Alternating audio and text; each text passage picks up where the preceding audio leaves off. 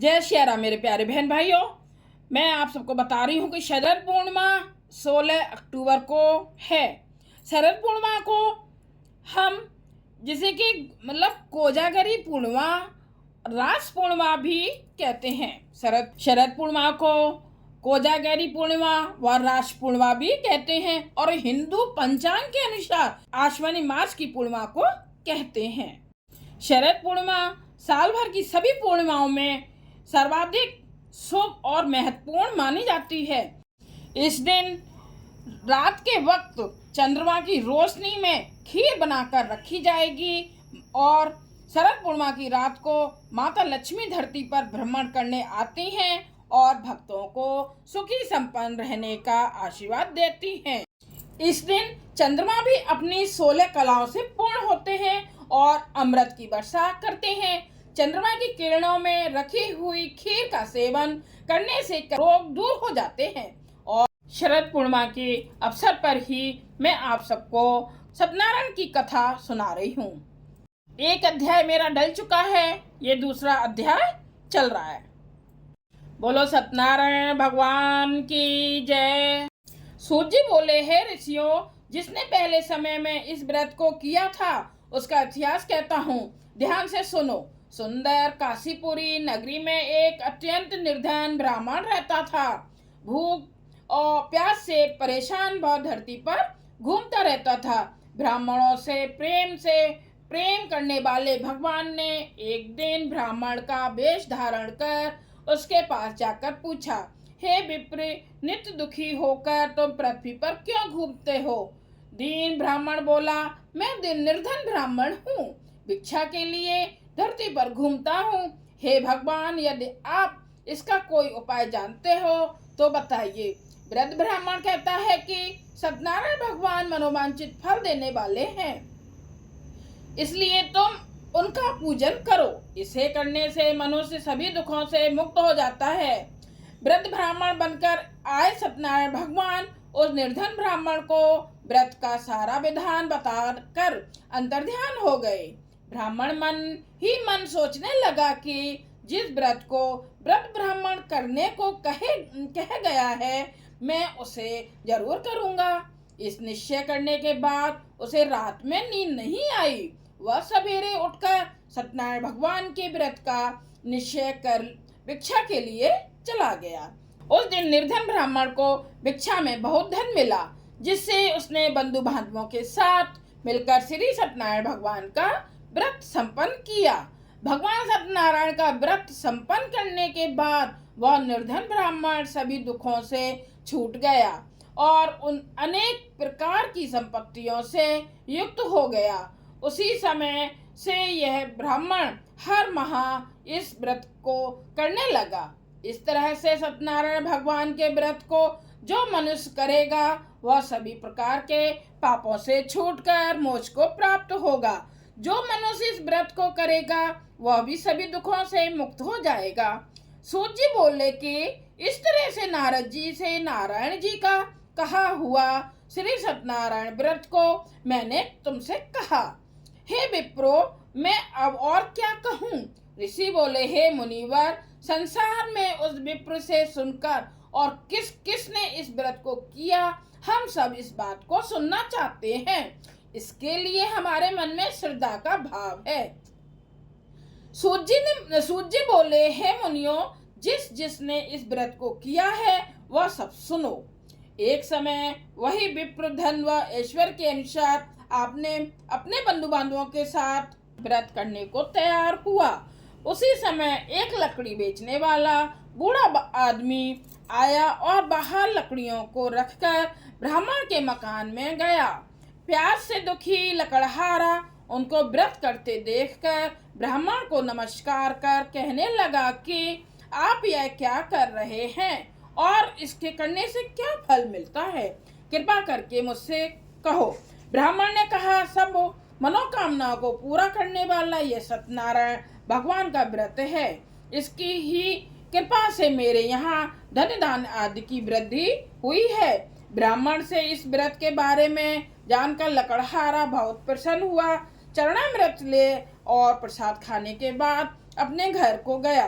लकड़हारे ने अपने मन में इस प्रकार का संकल्प किया कि आज ग्राम में लकड़ी बेचने से जो धन मिलेगा उसी से सत्यनारायण देव का उत्तम व्रत करूंगा।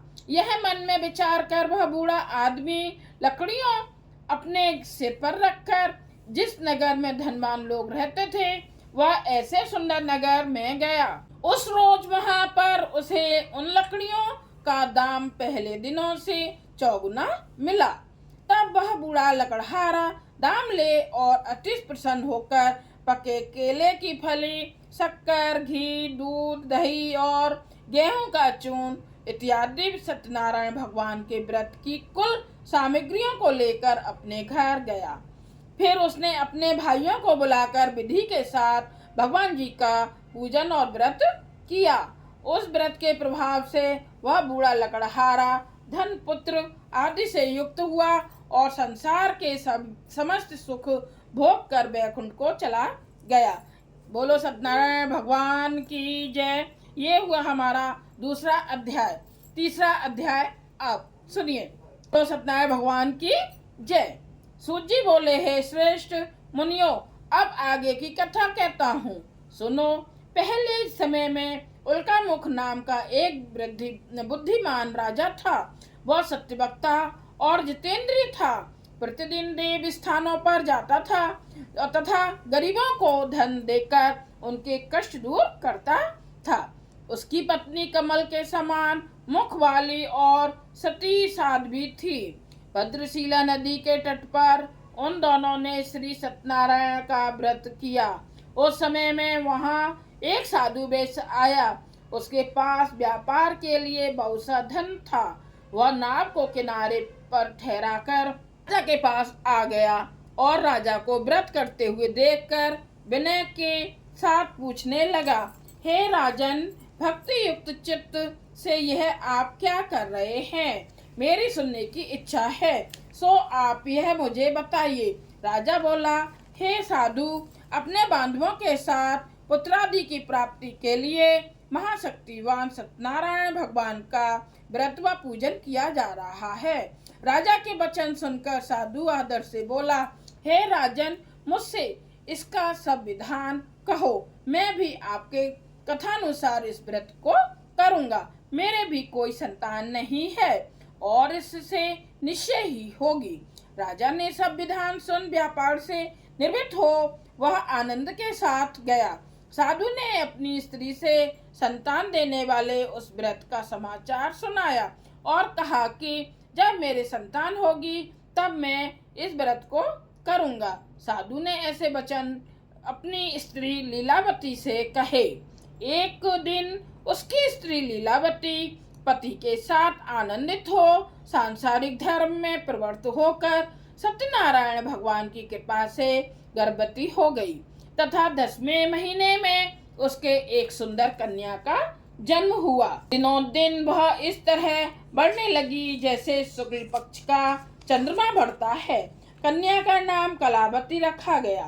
तब लीलावती ने मीठे शब्दों में अपने पति से कहा कि जो आपने संकल्प किया था कि भगवान का व्रत करूंगा, अब आप उसे करिए। साधु बोला, हे प्रिय, इसके विवाह पर करूंगा। इस प्रकार अपनी पत्नी को आश्वासन दे वह नगर को गया। कलावती पितृगृह में वृद्धि को प्राप्त हो गई। साधु ने जब नगर में सखियों के साथ अपनी पुत्री को देखा तो तुरंत दूत बुलाकर कहा कि पुत्र के वास्ते कोई सुयोग्य वर देकर लाओ। साधु की आज्ञा पाकर दूत कंचन नगर पहुंचा और वहां पर बड़ी खोज और देखभाल कर लड़की के लिए सुयोग्य बड़े पुत्र को ले आया। उस सुयोग्य लड़के को देखकर साधु ने अपने बंधु बांधवों सहित प्रसन्नचित्त अपनी पुत्री का विवाह उसके साथ कर दिया। किंतु दुर्भाग्य से विवाह के समय भी उस व्रत को करना भूल गया। तब श्री भगवान क्रोधित हो गए और श्राप दिया कि तुम्हें दारुण दुख प्राप्त होगा। अपने कार्य में कुशल साधु बनिया जामाता सहित समुद्र के समीप स्थित रत्नपुर नगर में गया और वहाँ दोनों ससुर जमाई चंद्रकेतु राजा के उस नगर में व्यापार करने लगे। एक रोज भगवान सत्यनारायण की माया से प्रेरित कोई चोर राजा का धन चुराकर भागा जा रहा था, किंतु राजा के दूतों को आता देखकर चोर घबराकर भागते हुए राजा के धन को वहीं चुपचाप रख दिया जहां वह ससुर जमाई ठहरे हुए थे। जब दूतों ने उस साधु वैश्य के पास राजा के धन को रखा देखा तो वे दोनों को बांध कर ले गए और प्रसन्नता से दौड़ते हुए राजा के समीप जाकर बोले, यह दो चोर हम पकड़ कर लाए हैं, देखकर आज्ञा दें। तब राजा की आज्ञा से उनको कठोर कारावास में डाल दिया और उनका सब धन छीन लिया।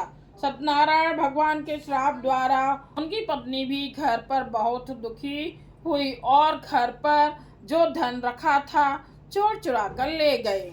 शारीरिक व मानसिक पीड़ा तथा भूख प्यास से अति दुखित हो अन्न की चिंता में कलावती एक ब्राह्मण के घर गई। वहां उसने सत्यनारायण भगवान का व्रत होते देखा, फिर कथा सुनी तथा प्रसाद ग्रहण कर रात को घर आई।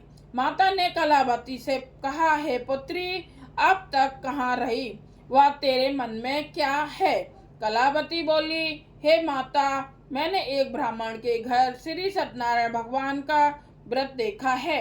कन्या के वचन सुनकर लीलावती भगवान के पूजन की तैयारी करने लगी। लीलावती ने परिवार और बंधुओं सहित श्री सत्यनारायण भगवान का पूजन किया और वर मांगा कि मेरे पति और दामाद शीघ्र आ जावें। साथ ही प्रार्थना की कि हम सबका अपराध क्षमा करो। सत्यनारायण भगवान इस व्रत से संतुष्ट हो गए और राजा चंद्रकेतु को स्वप्न में दर्शन देकर कहा, हे राजन, दोनों वैश्यों को प्रातः ही छोड़ दो और उनका सब धन जो तुमने ग्रहण किया है दे दो, नहीं तो मैं तेरा धन, राज्य, पुत्रादि सब नष्ट कर दूंगा। राजा से ऐसे वचन कहकर भगवान अंतर्ध्यान हो गए। प्रातः काल राजा चंद्रकेतु ने सभा में अपना स्वप्न सुनाया, फिर दोनों बणिक पुत्रों को कैद से मुक्त कर सभा में बुलाया। दोनों ने आते ही राजा को नमस्कार किया। राजा मीठे वचनों से बोला, हे महानुभावो, भावीवश ऐसा कठिन दुख प्राप्त हुआ है, अब तुम्हें कोई भय नहीं है। ऐसा कहकर राजा ने उनको नए नए वस्त्राभूषण पहनाए तथा उनका जितना धन लिया था उससे दूना धन देकर आदर सहित विदा किया। दोनों वैश्य अपने घर को चल दिए। जय सिया राम। बोलो सत्यनारायण भगवान की जय। तीसरा अध्याय समाप्त हो चुका है। चौथा अध्याय अगले भाग में। जय सिया राम।